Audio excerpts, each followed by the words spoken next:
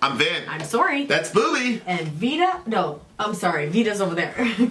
Culty and Chip are over here. Alright. So here we are, we're going down Punk Week. Yep. This is, The Exploited. The Exploited? What's Yep. the name of the song? Don't blame me. Don't blame me. I like that. That usually... Don't blame me. Yeah, this is probably my the soundtrack to my life. Yeah. I'm writing the soundtrack to my life. Yeah, but you're the quick and easy one to Huh? blame. You can handle it. Yeah, they blame me all throughout childhood. Miss Vin, come here! Yeah, it's true. Yeah, but you were guilty some of the times there. I was guilty 95% of the time. I mean... 95% of the time I was guilty for sure. Yeah. No question. No question. There would be times when my mom, like, you know, I'd get in trouble, I'd get a beating or whatever, and I'd be like, "No, I haven't do it, you know." And she basically said, "Yeah, you're probably innocent this time, but you know, you've gotten away with so much before." My father used to say that to us too. Yeah. Well, if I'm wrong this time, there's plenty of other times you didn't get in trouble. Yeah, So. she was right, but Yeah. you know, It's just I didn't accept it. No, it doesn't feel right. Yeah, but this time I'm innocent. The Lord went judging your mommy. Anyway, The Exploited. Don't blame me. If you want to check out timely, topical, political commentary, check us out. Middle America, Vin and Sori. If you want to look at our life behind the scenes, you can check her channel out at My Story Life. Talk to 'em. Yep. And we're off. Go.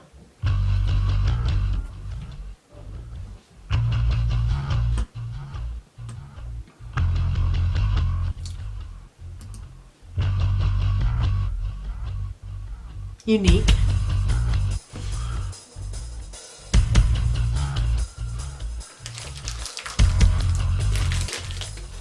Y'all remember Gushers?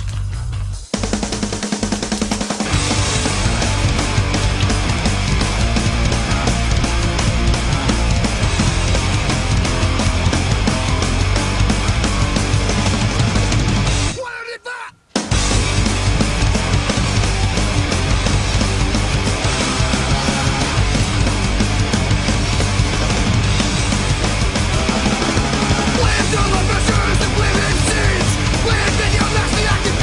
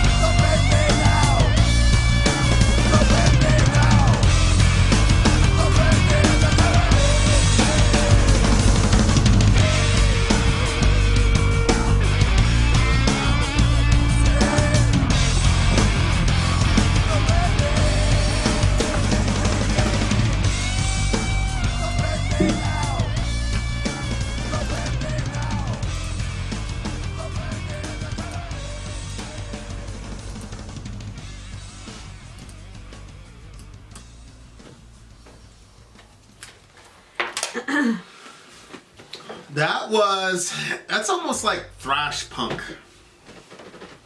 Yeah. Like old school Metallica type riff. It was the main riff, at least the one in the verse, was extremely like very, very thrashy. Yeah. And that drummer's a badass. Like, this is another one of those like very well. I think I like early 90s punk better than 70s punk. I agree. I agree with that. Me too. And I feel like the early 90s guys, they were really growing the genre. Of course, you know, we're 11 songs into what do we know?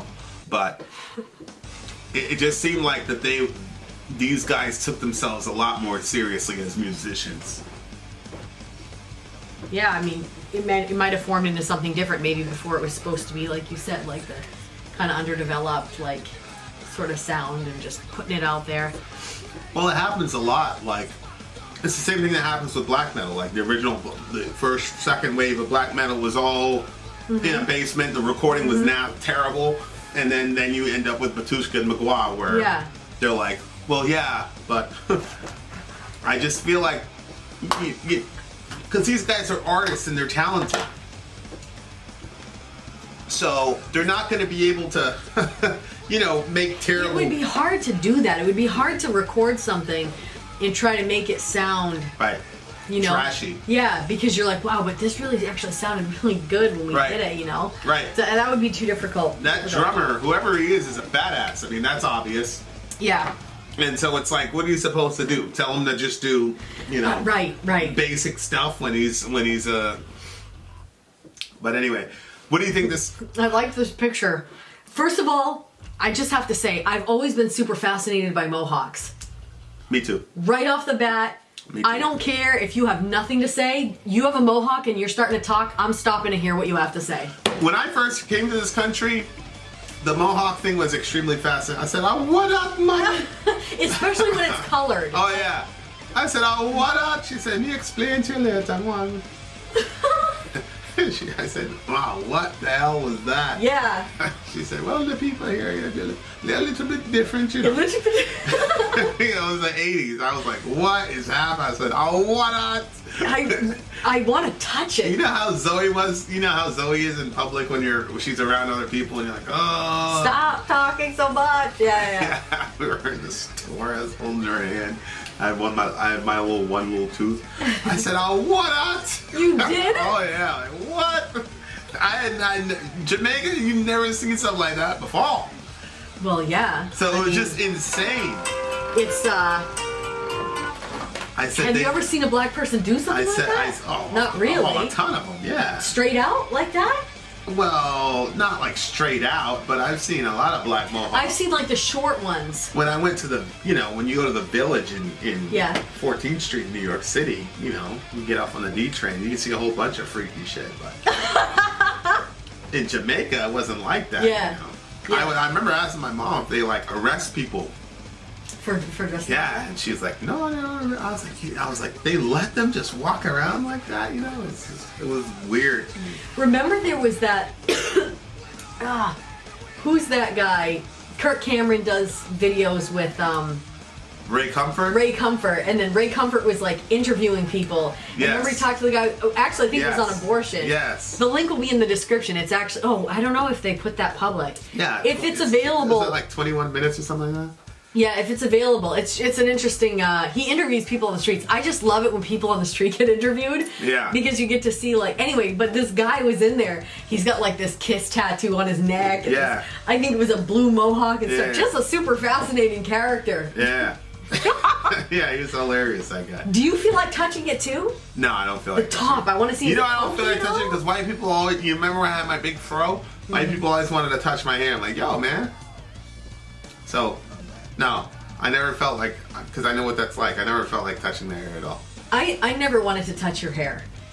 Thank you. When I met you, like, that was never something that I had. Zoe's hair, that's different. With those puffs. Same shit. Yeah. Well, no, it's a child. Like, I don't understand the thought of wanting to touch some grown man. Well, no, I want to touch somebody's mohawk, so. Yeah, I was like, what are you talking about? But, okay, so. Yeah, but somebody with a mohawk gives me a different vibe than a black guy with an afro. a black guy with an afro, I don't feel like I can invade your space. Well, yeah, you're afraid of black people. Yeah, kind of, a little Yeah, bit. because you're racist as hell. Yeah. Well, I'm not afraid anymore. I was. What? Well, yeah. I married you. What the heck, babe? That doesn't mean anything. You can still be racist if you do. What? No, I'm saying I'm not obviously not afraid of black people. Well, no, not anymore. That's what I'm saying. You actually do better with black people. Yeah. Yeah. And white people who are around black people. Yeah. Yeah. Do you have any black friends? Get out of here. Get out! You're out! But yeah, but if there's, let me finish. Like, if there's somebody with a mohawk, I don't take them as like, even if they are like grown up, like I don't take them like as like, not like a business person. Like I wouldn't walk up to a business person and be like, I would really like to touch your hair. But a punk person, I feel like they're more easygoing. So they might let me poke one of the tips of it. Anyway. Alright. Good to know. What, babe? Just have to be very careful when we're walking around a bunch of punk people so that you can control yourself. Excuse me, sir. Do you mind if I... They blame the television, they blame rave scenes, blame video nasties in computer games. Video nasties, that made me laugh. Basic competence, consumer greed, lack of education, but don't blame me. So people are probably like blaming him for different people. You know, people are always like, oh, that's because that's that rap they listen to, or that's because of whatever. He's like, stop blaming, don't blame me, blame everybody else, but I don't want to hear any blame about whatever. Well, it could be a criticism of people who will blame everything in the book and not themselves. Oh, so not literally himself. So it's like for example, like that makes more sense. If you're a parent, right, and your kid is terrible, your kid's a terrible person, you can blame the TV, you blame computer games, you can blame pornography, you can blame everything in the world, but it's like, well, where's your area of responsibility? Right.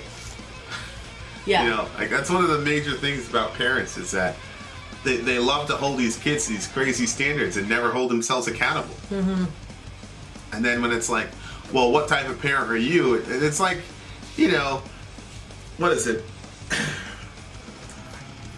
That song with Eminem, you know, The Way I Am. It's like, dude's getting bullied and shoots up the school and they blame it on Maryland and the heroin. Where are the parents at? Yeah.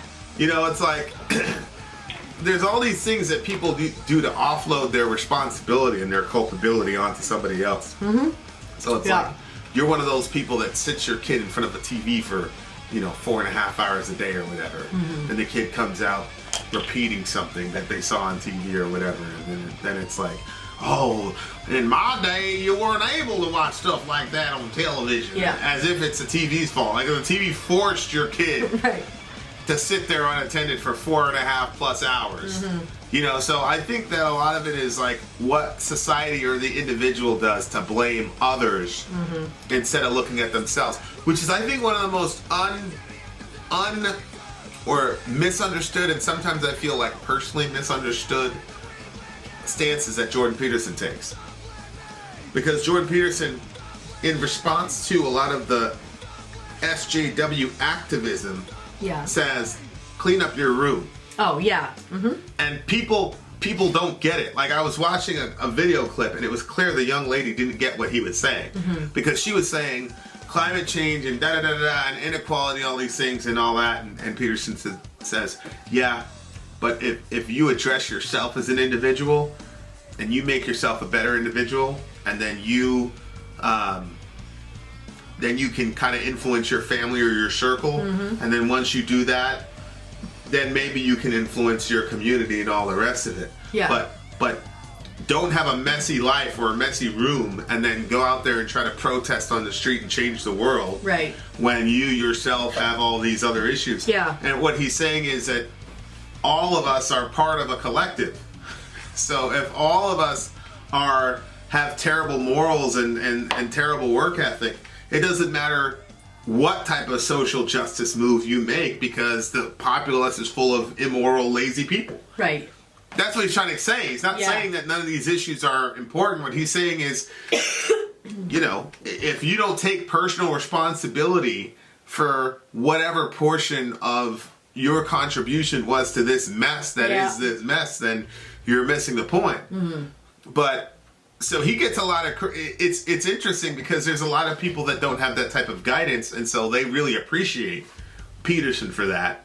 And then there's other people that completely misunderstand, and that's why I think some of it is on purpose. Like, they misunderstand what he's saying on purpose because taking personal responsibility is extremely difficult. Yeah, it is. Yeah. I was telling Dorian, I said, look, man, do you know the reason that anytime there's a bad situation, you'll hear me blame myself or you'll hear Tom Brady blame himself? I said, because if you take responsibility, let's say that there's a problem and 99% of it wasn't your fault, but 1% of it was. Yep. Most people on the outside, if you blame the other person who's 99% culpable, they'll let you off the hook. Most people will let you off the hook. And I said, but anytime you blame somebody else, you've just disempowered yourself. Because what you're saying is they're the ones that had more influence over the situation than you. So you just put all the power in the hands of the other person. So every time you blame somebody else, you're disempowered. So anytime that you take that responsibility onto yourself and said, I should have done it differently, what you're saying is, I had the capability to change the outcome. Yeah. I didn't this time, next time I will. Right. So I was explaining to him, like, taking that type of that's why Tom Brady doesn't have a problem with saying I missed this pass or I need to be better or whatever, because he really believes that he's in control of the world that he's in, and you're supposed to feel that way. God created you to exercise dominion. So take as much responsibility as you possibly can, because that's going to give you the opportunity to exercise dominion the next time you have a challenge. You're supposed to dominate that challenge. Yep.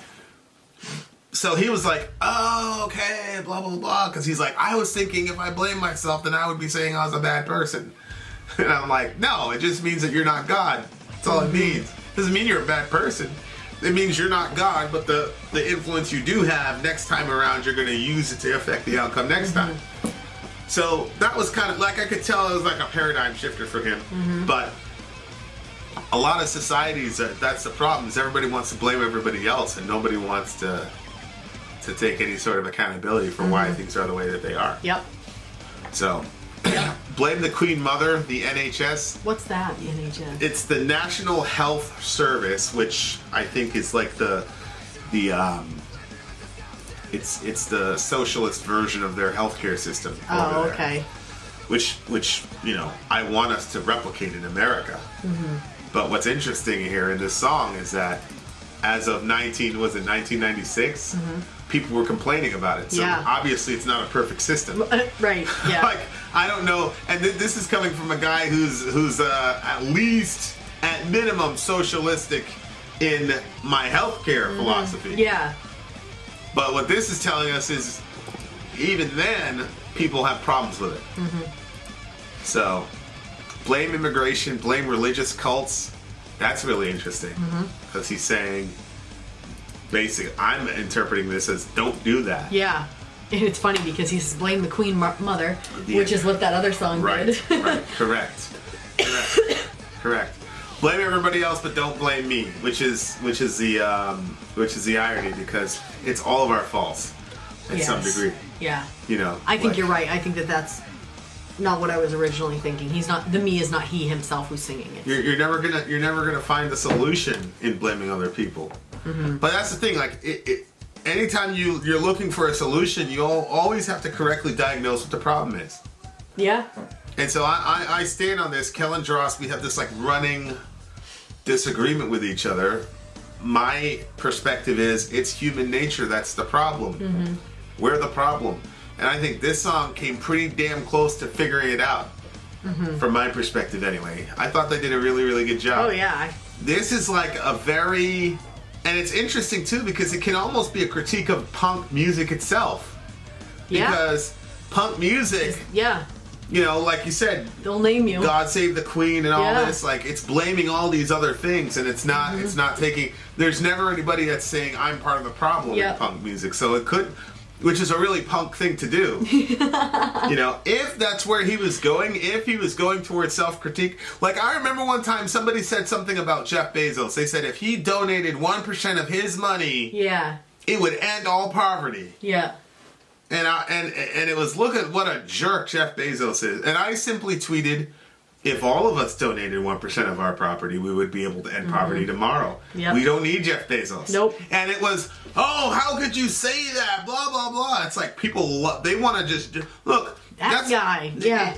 And how do we know how much charity the guy is giving? Yeah, he very well might be. The guy could be 1%. giving like trillions of dollars. We don't know. You don't know. You can't know definitively. Right. You know what I mean? But you can know definitively if you're not doing anything. Exactly. But we want to point at that guy. As you know, they're sending this tweet on their $1,000 phone and then pulling into Starbucks to get a coffee. But they're sending a tweet about how nasty Jeff Bezos is. Yep. Yeah, blame him for poverty, not your own selfishness. And somebody said to me, that's really dangerous, a person of your influence saying something like that. I'm like, dangerous? What? How could that possibly be dangerous? Yeah, because I'm letting Jeff Bezos off the hook. I'm like, no. I'm not saying he shouldn't give. I'm saying I'm putting everybody else on the hook. I'm saying we're responsible for those people. Yeah. I don't know anything about him. That's crazy. As I said, that's between him and Allah. I don't know what he's doing. Neither do you. I know what I'm doing, and I know what our friends and our crew and Patreon is doing. I know that definitively, but I don't know about anybody else. But I know there's 320 plus million people in the United States of America. Yeah. And if all of us gave 1%, we would be able to solve world hunger tomorrow. Yeah. Facts. Yeah. I don't want to hear it. So I hate hearing about all these mega rich people as if these people who most of us in America are living on more than just bread and water and shelter. Okay? Can we agree on that? Okay. So then that means all of us have extra. So if all of us gave 1%, I totally agree, all of us gave 1%, we would handle poverty tomorrow. Yeah, and the thing is, like, 1%. But we want to blame Jeff Bezos. 1% is 1%. Like, correct. If you only made $10, correct. It's $1. Right. So it's not like I think that we can all, correct. That's there right. are very few people who are so low financially that they literally cannot do 10%. Correct.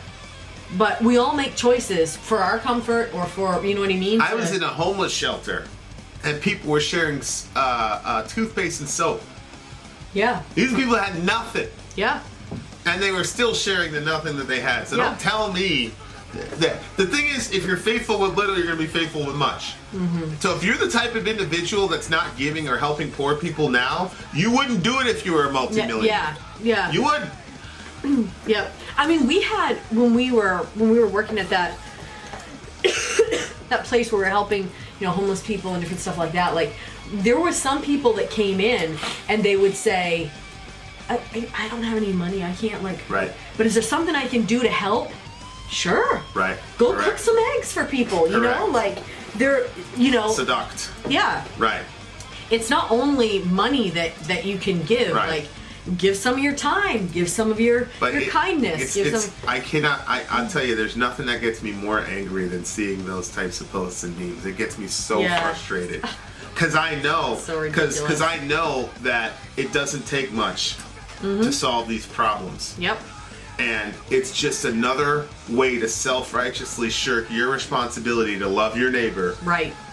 You get to dodge that conscience bullet and then put it on somebody else. Yeah. Who you don't even know what they're doing. Yeah. But, it's like, ugh. Obviously, it would be better if all of us gave 1% rather than that guy give 1%. Correct. Way more money would be there. Correct. So. Correct. Let's just take responsibility for the fact. Yeah. I'm saying all of us. Because people know that there are various charities that our Patreon group or whatever helps us, donate to. But we could do more. And every time we have this conversation, it's always challenging because we can do more. But But I don't want to hear that. It makes me so angry. It's like, you want your little Starbucks coffee and your little iPhone. But if you were a billionaire, don't you realize, no matter how much money you accumulate, there's always going to be a different strata of junk that you can buy. Yeah. So it never ends. So Right. if you're not going to give 1% now to, you know, to the poor, then you're not going to do it when you become a multimillionaire. Right. And the other thing is, a lot of these people know that they'll never be multimillionaires. So they say, if I was, then I would. Yeah. Yep. Stuck for a while. Anyway, if the song is about that, like turning the blame game on the head of the other Very person, then important it's song. very brilliant, Yeah. very important. Uh-huh.